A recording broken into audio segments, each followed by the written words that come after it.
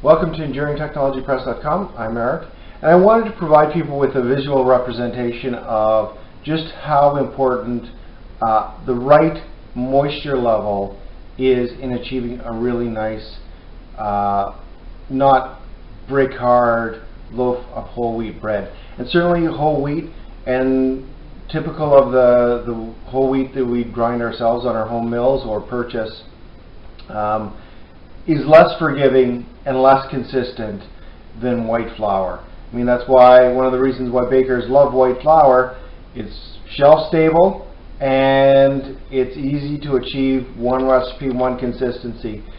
That's not, you don't have that ease of use with whole wheat flours to nearly the same extent. And that means that you can't really, truly just go by the recipe. You have to be a real baker, not a recipe follower, right? So I made 3 batches of whole wheat bread with the whole wheat that I ground on my own mill. And this has no eggs, no vinegar, none of those adjuncts that would allow the bread to rise higher. And we're using just a standard King Arthur flour recipe.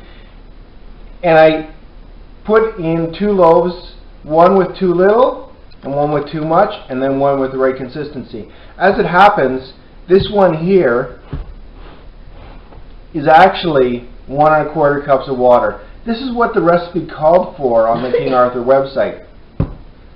Now, in all honesty, I love King Arthur and King Arthur products. They also said, you know, observe your dough to see what the right hydration level was, and this was a little bit dry. But this came out at 5 1/4 inches.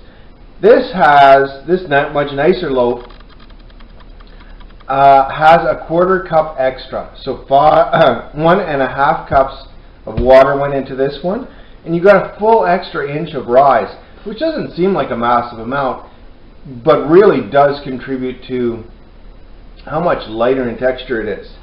Going the other way, if you add too much, what you're going to get is this flat surface on the top. You notice how even